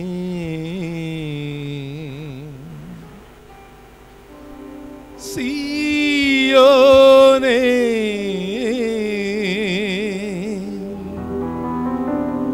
சீயோனே சீயோனே உந்தன் வல்லமையை என்று தரித்துக்கொள். உன்னேசர் வருகிறா வருகிறா வருகிறா உன்னேசர் வருகிறா வருகிறா வருகிறா வருவேன் என்றவர் தாமதியாரே வந்திடும் நேரம் நெருங்கிடுதே. வருவேன் என்றவர் தாமதியாரே வந்திடும் நேரம் நெருங்கிடுதே. ரட்சிப்பின் நாடை அலங்காரமாய் ரட்சிப்பின் நாடை அலங்காரமாய் இறைவா இயேசுவை சந்தித்திடுவோம். இறைவா இயேசுவை சந்தித்திடுவோம். சீயோனே சீயோனே உந்தன் வல்லமையை இங்கு தரித்துக்கொள். உன்னேசர் வருகிறார் வருகிறார் வருகிறார். உன்னேசர் வருகிறார் வருகிறார் வருகிறார். பாஸ்டர் சகரியா அவர்கள் ஜெபித்தோன்னு ஆராதனையுடைய முதல் பகுதி முடியும். நீங்க தயவு செய்து நீங்க இருக்கிற இடத்துல அப்படியே இருப்பீங்கன்னா சேர்ஸை ஒழுங்கு பண்ணுவாங்க வாலிபர்கள். ஹல்லேலூயா, ஸ்தோத்திரிக்கிறோம். நீங்கள் கண்டிப்பாக உட்காரணுன்னா பின்னாடி ஒரு 3 ரோஸ் லேடிஸ் அண்ட் ஜென்ட்ஸ் சைடில் இருக்கும். நீங்கள் அங்கே போய் அமர்ந்து கொள்ளலாம். மற்றவங்க அந்த கடந்த நாட்களில் கடந்த மாதத்தில் செய்தது போல் நம்ம ஒரு ஒழுங்கோடு கூட முழங்கால் படிக்கிட்டு கர்த்தருடைய சமூகத்தில் பயபக்தியாக இந்த திருவிருந்தில் நாம் பங்கு கொள்வோம். நல்ல வார்த்தைகளுக்காக கரங்களை தட்டி கர்த்தருக்கு நன்றி சொல்றோம். எல்லாம் உற்சாகமா இயேசு வரப்போகிறார். வருகைக்கு நீங்களும் நானும் ஆயத்தமாக இருக்க வேண்டும். நாம் மாத்திரமல்ல, நம்மை சேர்ந்தவர்களையும் நாம் இந்த நாட்களை ஆயத்தப்படுத்த வேண்டும். இந்த 6வது அதிகாரத்தில் முதல் முத்திரை உடைக்க பார்த்தோம். அந்த முதல் முத்திரை உடைத்தது யாருன்னா அந்திக்குசு குத்தங்க சொல்லப்பட்டிருக்கிறது. அந்திக்குசு ஆட்சியில் நீங்கள் நான் இந்த நாட்களில் இருக்க மாட்டோம். 7 வருஷ ஆட்சியில் நாம் இங்கே இருக்க மாட்டோம். சபையை அந்த துன்பப்படுத்த ஆண்டவர் விடமாட்டார். நாம் பரலோகத்துக்கு எடுத்துக்கொள்ளப்பட போகிறோம். நம்ம எல்லாம் மேலே போயிடுவோம். போன பிறகு இங்கே அந்திக்குசு ஆட்சி நடக்கும். 7 வருஷம். 7 வருஷத்தில் 3.5 வருஷம் நல்லாட்சி. ஜபம் முடித்த பிறகு தான் சேர் அடிக்கணும். யார் இப்போ எடுத்துறாங்க தயவுசெய்து இங்கே பாருங்கள். கொஞ்சம் ஜபம் முடிக்க விட்டு சேர் எடுப்போம். பின்னால் எடுத்துக்கிட்டு இருக்காங்க, எடுக்க வேண்டாம். அந்திக்கிறிஸ்து ஆட்சி 7 வருஷ ஆட்சியில் பரலோகத்துக்கு நீங்கள் போய் விடுவோம். அதுதான் நமக்கு சத்தியம் சொல்லப்படுகிறதான வேலையிலாக இருக்கிறது. ஆட்டுக்குட்டியாருடைய கல்யாணம் வந்தது. மனைவி தன்னை ஆயத்தப்படுத்திக் கொண்டாள். இந்த 7 வருஷ அந்திக்கிறிஸ்து ஆட்சியில அங்க ஆட்டுக்குட்டியானுடைய கல்யாண விருந்துக்குள்ளாக நீங்க நான் உட்கார போகிறோம். வேதம் சொல்லுகிறது 1000 வருஷம் ஒரு நாள் போல என்று சொல்லப்பட்டிருக்கிறது. 7 வருஷமும் நமக்கு அங்க பந்தி இருவாது. ஒரு நிமிஷத்துல முடிஞ்சு போகும் பந்தி. ஒரே நாள்ல கொஞ்ச நேரத்துல பந்தி முடிஞ்சு போகும். அதற்கு நீங்கள் ஆயத்தமா இருக்க வேண்டும். என்னை கேட்டுக்கொண்டிருக்கிற அன்பான சகோதரியே, இந்த நாட்களில் வருகை குறித்து நாம் பார்த்து கொண்டிருக்கிறோம். வருகைக்கு ரொம்ப ரொம்ப ரொம்ப அவசியமாக காத்திருக்க வேண்டும். அதற்குரிய பரிசுத்தத்தோடு நாம் இந்த நாட்டில் இருப்போம். இயேசு எப்போ வருவான்னு நமக்கு தெரியாது. வருவதற்கு ஆயத்தமாக இருப்போம். எல்லா தலைகளை தாண்டி ஆண்டவரே உமக்கு நன்றி என்றுவோம். ஹல்லேலூயா. எங்களை அன்பாய் அதிகமாக நேசிக்கிறதான நல்ல தகப்பனே, இந்த ஆஸ்வதிக்கப்பட்ட ஆராதனை வேளைக்காக ஆண்டவரே உமக்கு நன்றி சொல்லுகிறோம். வெளிப்படுத்துகிற விசேஷத்தை கர்த்தாவே அநேக காரியங்களை கர்த்தருடைய ஆவியானவருடைய தாசனை கொண்டு எங்களுக்கு கற்றுத் தருகிற தெய்வக்காமுக்கு நன்றி. இன்றைக்கு 6வது அதிகாரத்துக்குள்ளாக நாங்கள் கடந்து வந்திருக்கிறோம். ஒரு மித்துரையைத்தான் உடைக்க பார்த்துருக்கிறோம். அன்றைக்கு குறித்ததான சகல காரியங்களை அநேக காரியங்களை நம்முடைய தாசனை குறித்து கர்த்தாவே விரிவாய் கேட்கக்கூடிய கிருபை தந்தீர். அதற்காக நன்றி. அதற்கு கர்த்தாவே முன்பதாக நாங்கள் கர்த்தருடைய வருகைக்கு ஆயத்தமாக எடுத்துக்கொள்ளப்படக்கூடிய அளவுக்கு கர்த்தர் உதவி செய்த தெய்வக்காமுக்கு நன்றி சொல்லுகிறோம். ஆண்டவரே தொடர்ந்து கர்த்தாவே ஆண்டவரே வார்த்தை வசனத்தை கேட்ட பிள்ளைகளோடு காரம் இருக்கட்டும். வசனத்தை பேசுகிற மகனுக்கு கூட கர்த்தர் ஆழத்துக்குள் கொண்டு போங்க. இன்னும் நல்ல ரகசியங்களை வெளிப்படுத்தி காட்டுங்க. வாயிலிருந்து வருகிற வார்த்தைக்கு பலம் இருக்கட்டும். வசனம் பேசி கொண்டிருக்கிறதான மராக்கள் நடக்கணும், அற்புதங்கள் நடக்கணும், அதிசயங்கள் நடக்கணும். கர்த்தர் பெரிய காரியங்களை செய்வீராக. தொடர்ந்து நடக்க திருவந்த ஆராதனையை ஆவியானுடைய கர்த்தர் கொடுக்கிறோம். கர்த்தர் அதை ஆசீர்வதிங்க. எங்களை தகுதிப்படுத்துங்க. கொடுக்கிற மகனையும் கூட கர்த்தாவே எடுத்து பயன்படுத்துங்க. தாழ்த்தி ஒப்பு கொடுக்கிறோம். இயேசுவின் நாமத்தில் பிதாவே, ஆமென். சோதரன்.